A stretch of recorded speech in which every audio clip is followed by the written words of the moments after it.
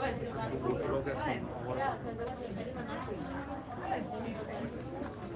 no?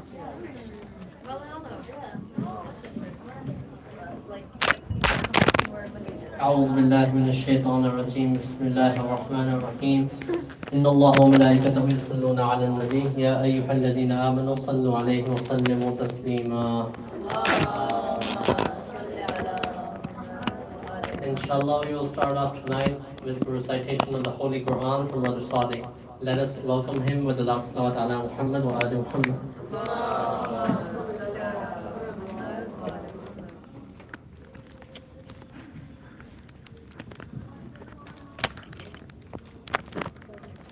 أعوذ بالله من الشيطان الرجيم بسم الله الرحمن الرحيم والفجر وليال عشر والشفع والوتر والليل إذا يسر هل في ذلك قسم لذي حجر ألم تر كيف فعل ربك بعاد إرم ذات الميعاد عماد التي لم يخلق مثلها في البلاد وثمود الذين جابوا الصخر بالواد وفرعون ذي الأوتاد الذين طغوا في البلاد فأكثروا فيها الفساد فصب عليهم ربك صوت عذاب إن ربك لبالمرصاد فأما الإنسان إذا ما ابتلاه ربه فأكرمه ونعمه فيقول ربي أكرم وأما إذا ما ابتلاه فقدر عليه رزقه فيقول ربي أهانن كلا بل لا تكرمون اليتيم ولا تحاضون على طعام المسكين وتأكلون التراث أكلا لما وتحبون المال حبا جما كلا إذا دكت الأرض دكا وجاء ربك والملك صفا صفا وجيء يومئذ بجهنم يومئذ يتذكر الإنسان وأنى له الذكرى يقول يا ليتني قدمت لحياتي فيومئذ لا يعذب عذابه أحد ولا يوثق وثاقه أحد يا أيتها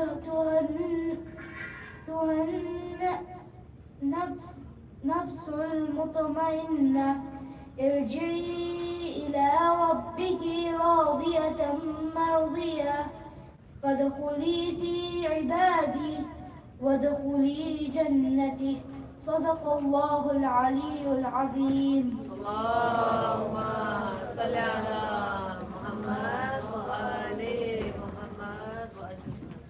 Thank you so much for that beautiful recitation. And now I would like to call upon Sheikh Mujtaba Khaliq to enlighten us with his wisdom. Let us welcome him with the salawat ala Muhammad wa ali Muhammad.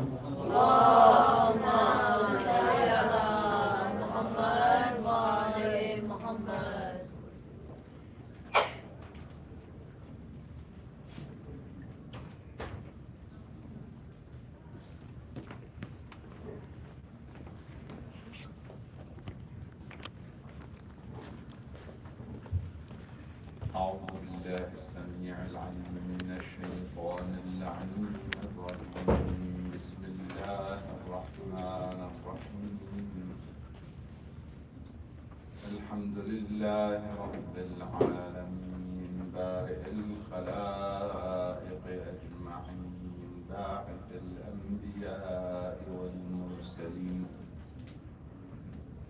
الصلاة والسلام على أشرف الخلق وأعز المرسلين حبيب إله العالمين أبي القاسم المصطفى محمد اللهم صل على محمد وعلى آل بيته الطيبين الطاهرين المعصومين المنتجبين سيما بقية الله روحي وأرواح العالمين له الفداء. قال الله الحكيم في محكم كتابه الكريم بسم الله الرحمن الرحيم يوم تجد كل نفس ما عملت من خير محضرا وما عملت من سوء تود لو أن بينها وبينه أمدا بعيدا ويحذركم الله نفسه والله رؤوف بالعباد. آمنا بالله صدق الله العلي العظيم. اللهم صل على محمد وآله. عظم الله أجورنا وأجوركم بمصابنا بأبي عبد الله الحسين عليه السلام. مؤمنين ومؤمنات, brothers and sisters, السلام عليكم ورحمة الله وبركاته. May Allah subhanahu wa ta'ala accept our efforts and increase our rewards as we gather and remember the calamities that came upon the family of Rasulullah sallallahu alayhi wa sallam in the month of Muharram. May Allah subhanahu wa ta'ala accept from those who made little or whatever effort they made in making these majalis available and possible for mu'mineen and mu'minat to come and benefit from the school of Imam Hussein alayhi salam. No matter how little you do for these majalis, it will be recorded, and inshallah we will have the rewards from Allah subhanahu wa ta'ala, and we will be welcomed by the one we are working for, the host, Imam Hussein alayhi salam, on the day that we depart this world. And what an honor to have the Imam salawatullah wa salamu alayhi welcome us as we depart this world, and have his shafa'ah and the shafa'ah of his mother, Fatimah Zahra salamullah alayha, on the day of judgment, inshaAllah, as she picks her followers and the lovers of her family. As the hadith says, Rasulullah sallallahu alayhi wa sallam, he says that Fatima's position and status with Allah subhanahu wa ta'ala will be known on that day, when she turns and is given the permission by Allah subhanahu wa ta'ala to pick her lovers and the lovers of her family members, lovers of her children, those who connected with them emotionally, especially those who shed tears in love of Ahlul Bayt salawatullah wa salamu alayhim ajma'een. She will pick them and grant admission to them or for them to paradise, inshaAllah. Sallu ala Muhammad wa ali Muhammad. Allahumma salli ala Muhammad wa alihi. Who am I to thank the organizers and those participating? My humble thankfulness and appreciation goes towards all those who participate and those who prepare and organize. May Allah subhanahu wa ta'ala accept your efforts, and thank you for inviting me and granting me the opportunity to serve Abu Abdullah al-Hussein alayhi salam. The topic that I would like to discuss in the next few nights together will be regarding the love of Imam Hussein alayhi salam that transcended all religions and all times, and that school of love that inshallah will lead to the maturity of humanity, to human beings maturing and reaching their goal of living in peace and harmony and love in this world before it reflects itself in the hereafter. As we know, the dwellers of paradise have nothing but love for one another. And in the school of Imam Hussein alayhi salam, we learn to have that love for one another. To love each other for the sake of God, to love each other because of the love that each of us has for God or for the godly people, for those who love Allah subhanahu wa ta'ala.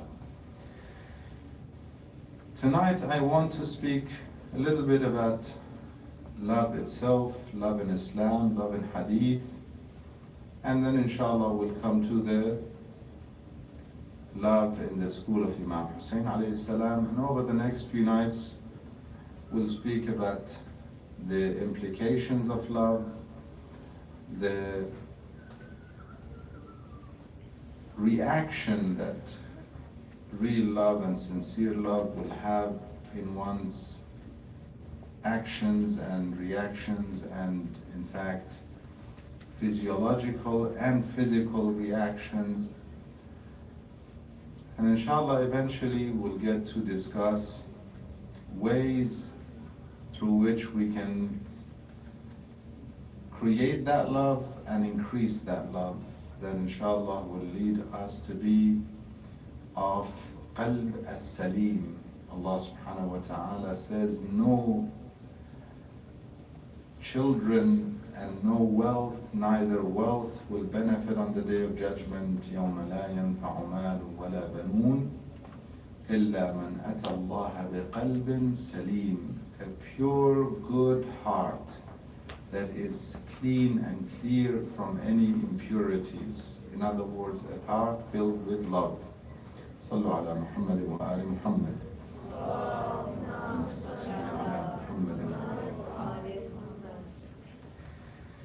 First, I want to reflect briefly on the ayah I began with, which brings us to the meaning of love in Quran. In Surah Al-Imran, Allah subhanahu wa ta'ala, He says, on a day, يَوْمَ تَجِدُ كُلُّ نَفْسٍ مَا عَمِلَتْ مِنْ خَيْرٍ مُحْضَرًا. On a day that every soul, every person will find their deeds, their good deeds first to start with, their good deeds present. So there is a situation on the Day of Judgment which many of us may not understand, and that is the presence and the impersonation of our actions. Our actions become present. Our rewards is our actions. And God forbid those who deserve God's punishment, the punishment is their own actions. It's nothing different. يَوْمَ تَجِدُ, on a day that every soul will find any good deed that they have done present. مُحْضَرًا, it's brought. And if they have done وَمَا عَمِلَتْ مِنْ سُوءٍ, on the other hand, when they see, God forbid, and we seek refuge to God from being in that position, when they see some bad deeds coming, they wish they were so far from it. تَوَدُّ لَوْ أَنَّ بَيْنَهَا وَبَيْنَهُ أَمَدًا بَعِيدًا. They wish that they are so far in a distance of time, perhaps referring to the fact that, you know how they speak of the distance between the stars and the galaxies in time, yeah? It is basically how many years of light. Yeah, light years. Or that perhaps is what the ayah is referring to, or something different. It wishes it was so far from it. أَمَدًا بَعِيدًا. Then Allah subhanahu wa ta'ala says, and this is my emphasis tonight, tomorrow night, inshallah, I will recite the following ayah. This is ayah 30 of Surah Al-Imran, the 3rd chapter. Tomorrow night we'll do ayah 31 and reflect on that one, inshallah. If you want to do some reading beforehand, it would be perhaps even more beneficial. Allah subhanahu wa ta'ala says, وَيُحَذِّرُكُمُ اللَّهُ نَفْسَهُ. God is warning you about Himself. Now I want you to pay attention here. It's very important. Every term is important, and every term has to be understood with other terms. The first part of the ayah says, as they see their bad deeds, they wish they were so far from it. Why? Because the bad deed itself is the punishment. It's nothing different. It's nothing brought new to them. It itself is the punishment. They wish they were far from it. Just like the riwayat mentioned that the hellfire is felt from a distance of some 500 years. So powerful that nobody wants to be even in that distance. It's felt from there. Now, how is it when you're close? May God protect us from it. Allah subhanahu wa ta'ala is saying the punishment is your own actions. You wish you were far from it. Why? Because you feel its heat from far. And many other ayat for those who want to perhaps further study this concept. You look into the ayat, like when Allah subhanahu wa ta'ala describes those who are usurping the wealth of the orphan. He says, surely they are eating, those who are consuming the wealth of the orphans, إِنَّمَا يَأْكُلُونَ فِي بُطُونِهِمْ نَارًا. Surely they are consuming fire. So that wealth itself that they are consuming in oppression of those orphans itself is the fire. Nothing new. I shared this story with Mu'mineen and Mu'minat, very nice. It's a Farsi poem, but it's like a story. It's an imaginary story, not a real one. That somebody was sitting there wanting to have some fire, to start some fire for perhaps, it's the stories goes elsewhere. I won't use that because it has to do with some things that we don't encourage. So we'll assume that it's for barbecue. You want some coal for barbecue, charcoal. And so he says to the servant there, go get me some fire. Where? From hellfire. He says, go get me some fire from the hellfire. So the guy went and came back and said to him, it's a very nice poem. He says to him, I'm sorry, I couldn't find any fire. He says, in hellfire you couldn't find fire? He says, whoever was burning from their own fire.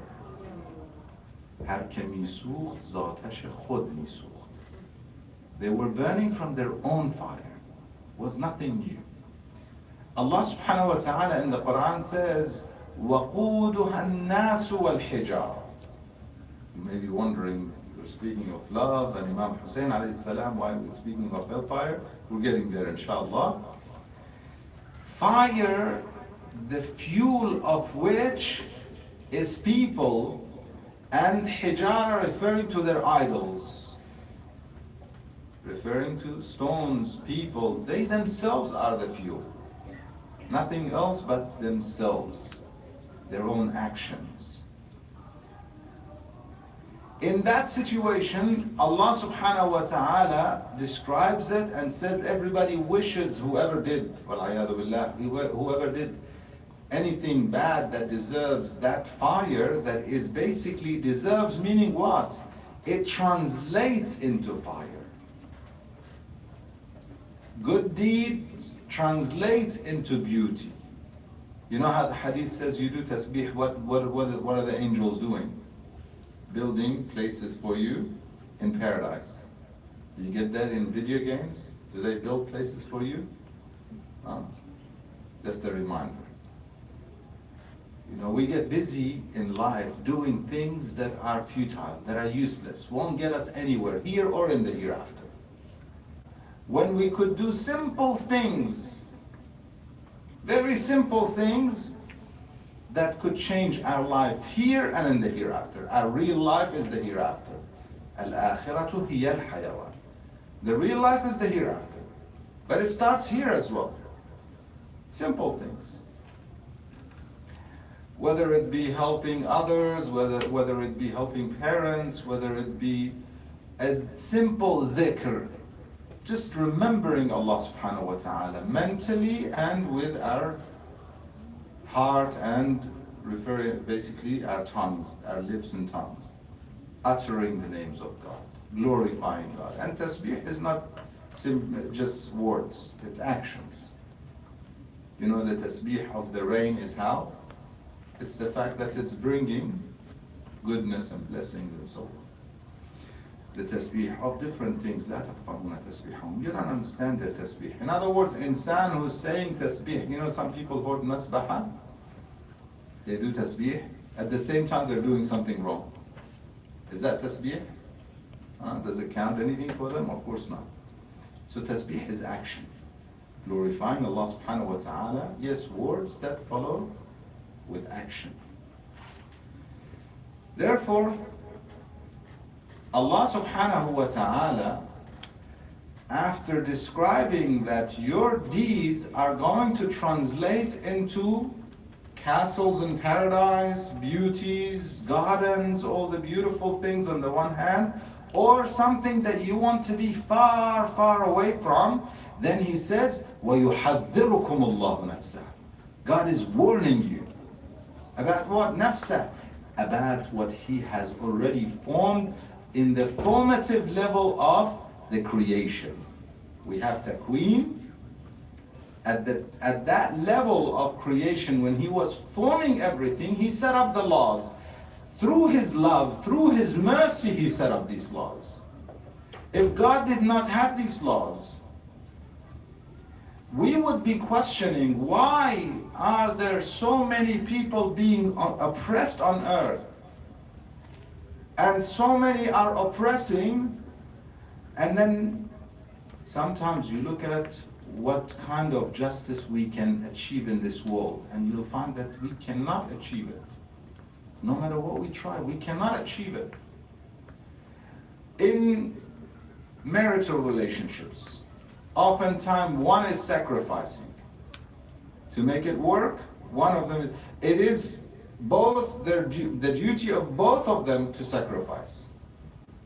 But oftentimes you'll find that one is sacrificing more than the other to make it work. Why? Because they realize, she or he realizes, that this is what pleases God and this is what makes life better. This is life. And they go through difficulties, they go through pain. Mothers sacrifice for their children. Where is justice? What are these children going to do for the parents? As soon as they grow up, they don't even remember that the mother did anything for them.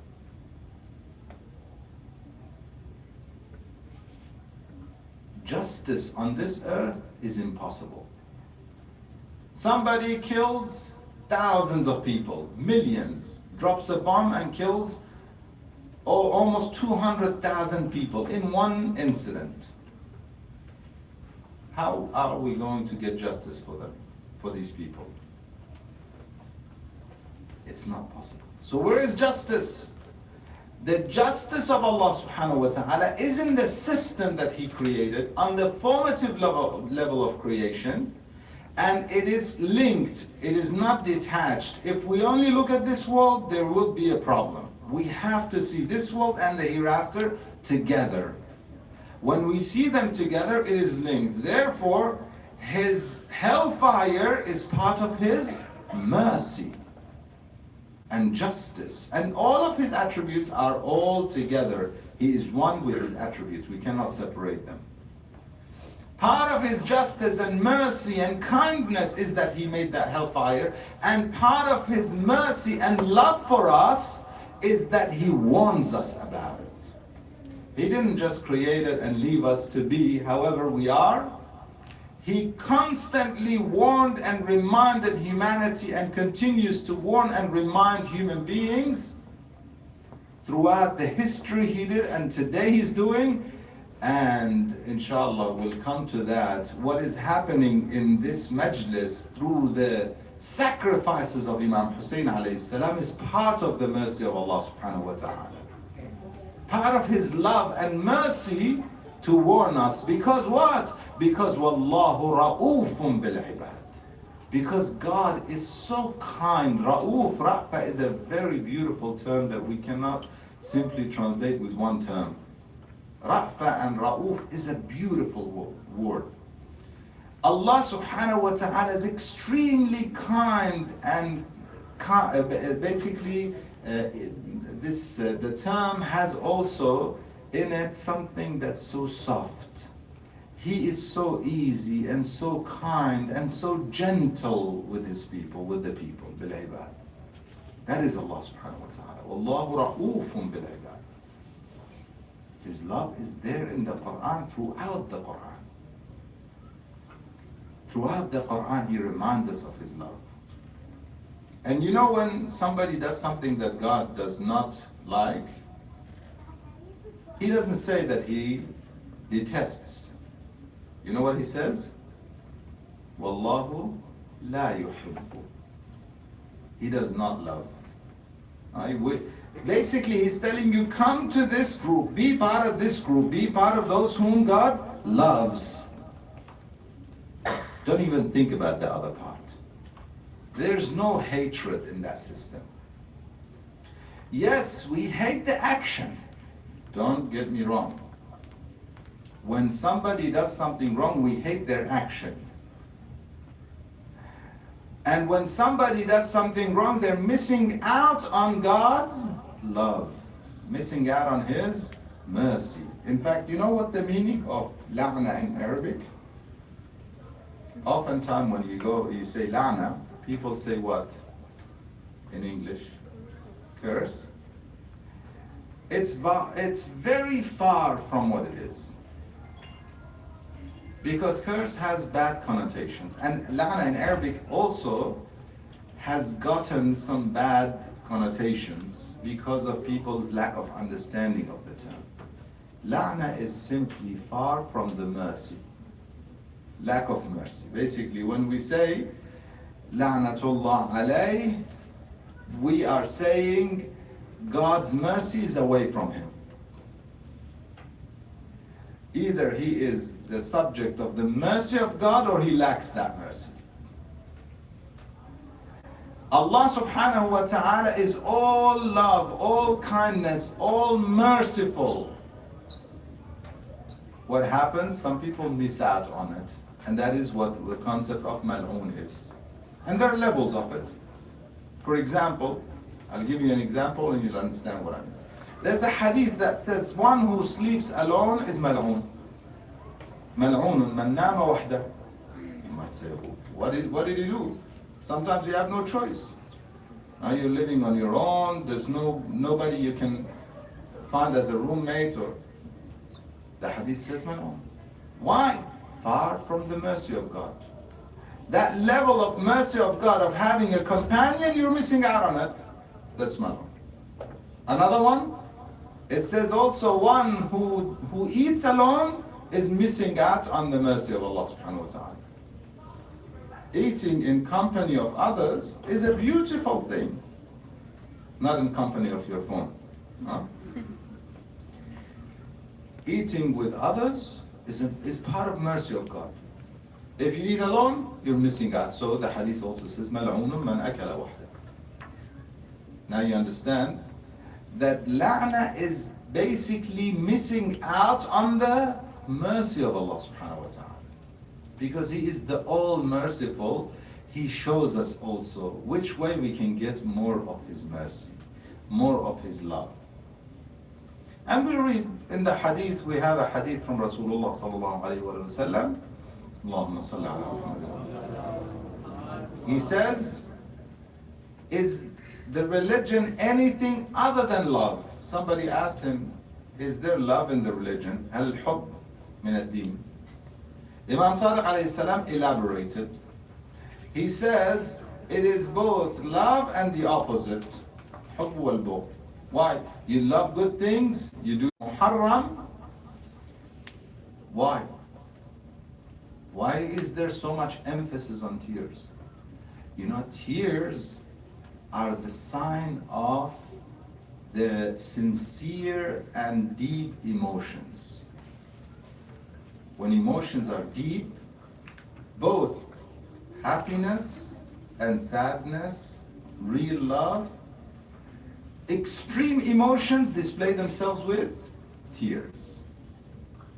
And that is why there's so much emphasis on having those tears in the majalis. Year after year in the majalis of Imam Hussein alayhi salam, we reconnect and we reignite our love for Ahlul Bayt, for the Prophet and his family. And we display that with those extreme emotions. That is why the hadith says, "Man baka aw tabaka aw abka aw tabaka." One who cries himself, one who helps others cry, one who tries and makes an effort to cry. Tabaki is to basically try to cry. Some think it means to act like crying. No, it's to make an effort to cry, to shed tears. Then paradise is guaranteed for them. Obviously, in love of Imam Hussein alayhi salam. And I emphasize, in love of Imam Hussein alayhi salam. Not in love of a character that my parents loved and they used to cry for, therefore I'm connecting with him. That is very different. Not in love of a character that we make into this oppressed character that he was so weak and emotionally we get, but we don't know him and who he was and what he stood for and what principles he fought for. I often remind mu'mineen and mu'minat, if we know Imam Hussein alayhi salam, we would be the first ones on the prayer mat when the adhan is there. The love of Imam Hussein has that connection as well. And those kind of tears are very powerful. This is why there's so much emphasis on them, because they are also the gateway of love. In those majalis, so many people completely transformed their lives because of that reignited or ignited love for Imam Hussein alayhi salam and who he was, that changed them and changed their lives. So many people. There are books written, in fact, about individuals and experiences of those who transformed in the majalis of Imam Hussein alayhi salam. Extremely powerful. When we speak about the majalis of Imam Hussein alayhi salam and love for Imam Hussein alayhi salam, we're speaking of an individual whose mission, or a major part of his mission, was to bring humanity to that extreme mercy and love of Allah subhanahu wa ta'ala. And he knew, why did he do that? Also out of his love for humanity. And he knew that that mission is not only going to cost him his life,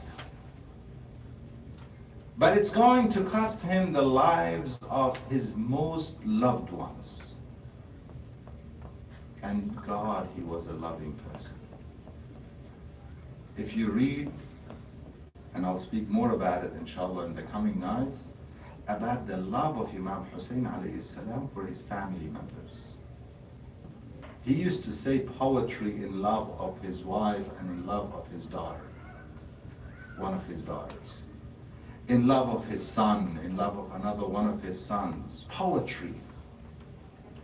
He was, you speak about romantic, There's no one as loving as and as romantic as Rasulullah sallallahu alayhi wa sallam. Allahumma salli ala. Real love here we're speaking of. Not fake stuff that fade away with time. You know, only there for the first period, whatever you want to call it, and then afterwards it's gone. No, real love. And his family were examples of his love. Imam Hussein alayhi salam was an example of love of Rasulullah sallallahu alayhi wa sallam. And therefore they had extreme love for their women, for their children, for their neighbors, for their friends, for their companions. If you look at the love of Imam Hussein alayhi salam for his companions that he displayed, it's amazing. If you want to assess the impact, and I'll elaborate on those inshallah in the coming nights, the impact of love, I want you to think and reflect on what was going on in the camp of Imam Hussein alayhi salam on the one hand, and in the camp of his enemy on the other hand, with respect to love. You read the history. Here, read it from anyone you want. Followers of Ahlul Bayt or non-followers of Ahlul Bayt. And believe it or not, most of what we have historically written about Karbala, most of it was written by non-followers of Ahlul Bayt. Yes, we have scholars and companions who wrote, and the Imams of Ahlul Bayt narrated certain things, so they were confirmed. When we have certain events that were confirmed by the Imams of Ahlul Bayt, we know that this did happen. Because some people started questioning everything. Oh, how do we know that this happened? How do we know? Yes, there are a lot of fabrications that we have to be wary of. And as we listen to the majalis, and I urge mu'mineen and mu'minat to have this habit, as you listen to the majalis of Imam Hussein alayhi salam, if you hear something degrading of a character of a hero, or on the other hand, a heroine, the lady hero, Zainab salamullah alayha. If you hear anything that's degrading, put a big question mark on it. Either it's misunderstood and mispresented, or it is completely fabricated, which we know that some fabrications did occur. The Imam salawatullah wa salamu alayhi and his companions were heroes. If you look at the history and compare their camp to the camp of the enemy, you'll find on the one side you're looking at angelic beings, humans filled with love, filled with mercy, filled with kindness to everyone and everything. On the other hand, you have people who are completely empty of love. They have none of it. I'll come to the majlis and the masa'ib, as it is the tradition that on the second night they speak of the entering of Imam Hussein alayhi salam in Karbala. As they were coming, and that's when I will give you examples, as they were coming to Kufa from the Imam salawatullah wa salamu alayhi, started his journey from Mecca, initially from Medina to Mecca, and then from Mecca towards Kufa.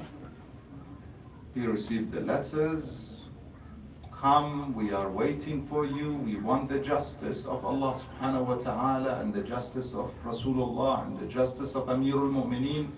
It is time, come. The Imam knew these people. It wasn't that he did not know them.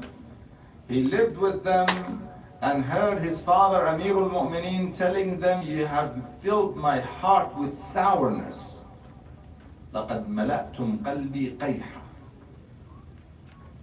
So much bitterness they tasted from these people because of their disloyalty and their taqallub, changing hearts. One day with him, one day against him.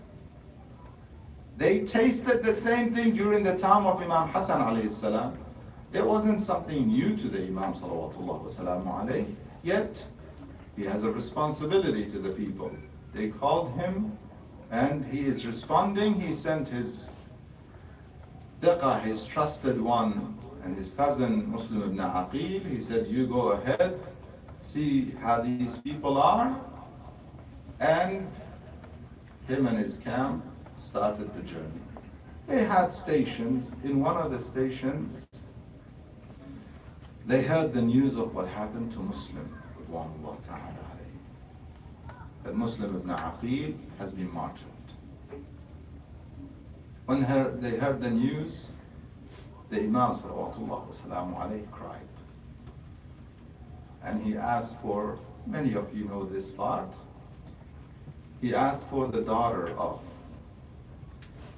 Muslim to be brought, as she is now an orphan, a younger girl of Muslim ibn Aqil. And he sat her, he was her uncle in fact. He sat her on his lap and he wiped over her head. I call you father from here on, I am your father. Hamida realized that her father was martyred. And the Imam salawatullah wasalamu alayhi knew from there on that Kufa is no longer the new home and no longer the place he would be welcomed in. Nevertheless, he continued on his journey. And this is why we say the Imam was gharib. Gharib means one who has no home. The poet says beautifully, لَشْتُ أَنْسَاهُ قَرِيبًا. I cannot ever forget him. Had to flee from his home and from the home of his grandfather, from the Medina that's named after his grandfather. Madinatul Nabi was Yathrib and became Madinatul Nabi because of the Prophet. And now his grandson has to run away from it. And he runs from Medina to Mecca. In Mecca he's not safe, he's going to Kufa. Kufa is no longer safe. Where is he going? He continues on his journey. They are faced with the army of Al-Hurr al-Riyahi, the initial confrontation. Al-Hurr came with 1,000 soldiers, and his mission was to stop the Imam from continuing to Kufa. The Imam continues on a way that is not to Kufa. But when coming very fast with 1,000 soldiers, so their horses were thirsty and they didn't have enough water on that journey. The Imam had water on him. They were a caravan traveling and they had water on them. The Imam made sure he gave water to the army of Hurr and to the horses of Hurr, even the horses. This is the display of love of Rasulullah and Ahlul Bayt. Nobody misses out on their love. Nobody is excluded from their love. Everybody, even the enemy, they continue to remind them, just like Allah subhanahu wa ta'ala. وَيُحَذِّرُكُمُ اللَّهُ نَفْسَهُ. He warns us in Surah Al-Imran. He says He's warning you. Imam Hussein alayhi salam warns the army. Don't do what is going to ruin your lives here and in the hereafter. What you're doing is going to ruin you. You're going to perish. The Imam says, هَلْ مِن نَاصِرٍ. He is not referring to the fact that he needs help to survive in this world. This world is not worthy of anything for that faith. He wants people to help him so that humanity survives in their journey to Allah subhanahu wa ta'ala.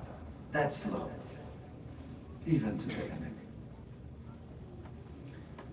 And then they continue until they get to a land, a according to some narrations, the horse of the Imam stopped there. And their horses were some of the best and most well-trained horses in Arabia. The horse, an honorable horse, stops, doesn't move anymore.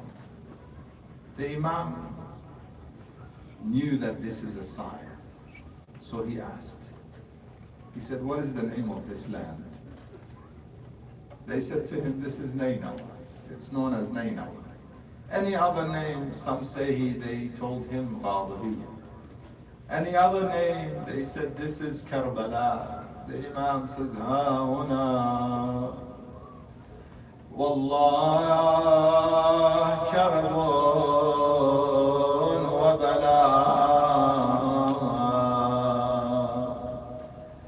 This is a place that would be filled with calamities and trials.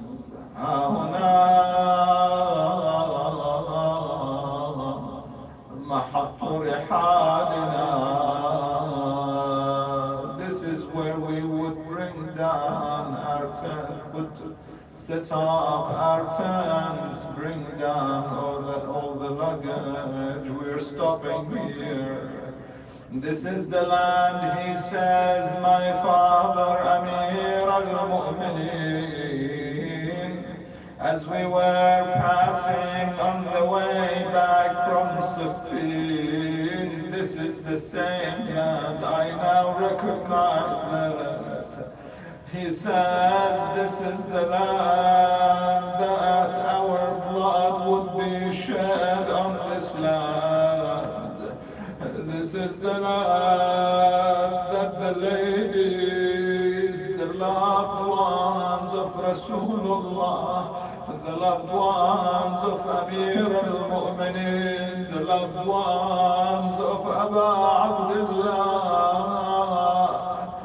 those who received kindness and love would be taken as captive by the most ruthless people, people that have no mercy, people who have no mercy, not even on an infant child.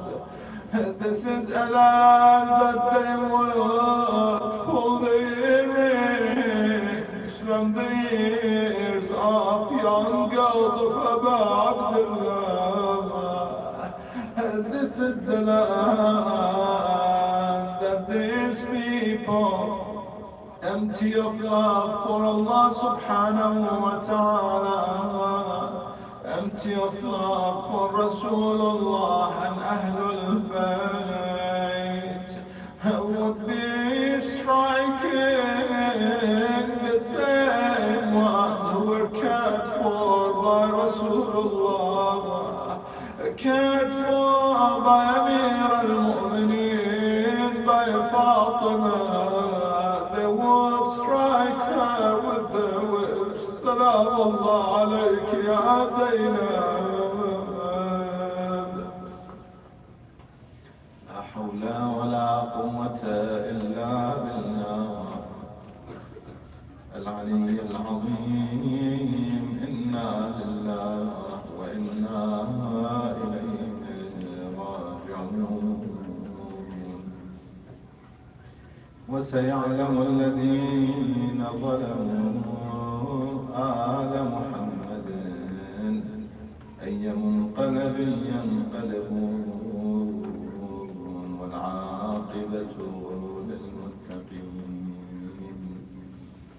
Addressing the crescent moon of the month of Muharram, in the somber sky a crescent gleams, a symbol of Muharram's sacred themes, a moon of sorrow, its light penetrate the heat of the heart of lovers willing to face their fates. O crescent of Muharram, Please shine so bright, illuminate our souls in the darkest night, O crescent of Muharram. Please shine so bright, illuminate our souls in the darkest night. Like you, O crescent, Imam Hussein stood in the face of injustice, with courage pursued.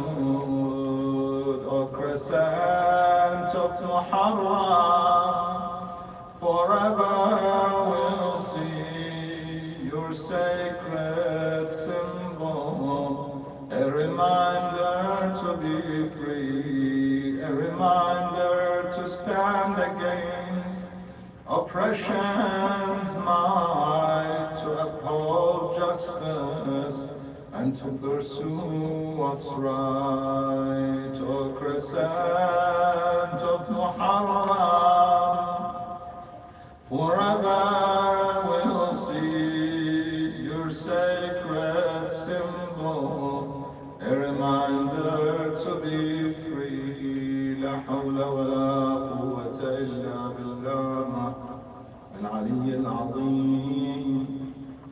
نسألك اللهم وندعوك باسمك العظيم الأعظم الأعز الأجل الأكرم، إلهي محمد وعلي وفاطمة والحسن والحسين وبالتسعة المعصومين من ذرية الحسين، استجب دعواتنا يا الله يا الله يا الله يا رحمن يا رحيم يا مقلب القلوب، ثبت قلوبنا على دينك يا الله. Make our hearts steadfast upon the religion يا الله. Mu'mineen and mu'minat who are in difficulty, those who are unwell, grant them the quick recovery ya Allah. Mu'mineen and mu'minat who passed away from our gatherings, grant them abundance of your mercy, Ya Allah. Ya Allah, grant us the opportunity to prepare for the return of the Imam of our time. Make us amongst his companions, his followers, his sincere lovers, Ya Allah. إلى أرواح المؤمنين والمؤمنات الشهداء والصالحين، أرواح موتى الحاضرين الباذلين المؤسسين، رحم الله من قرأ السورة المباركة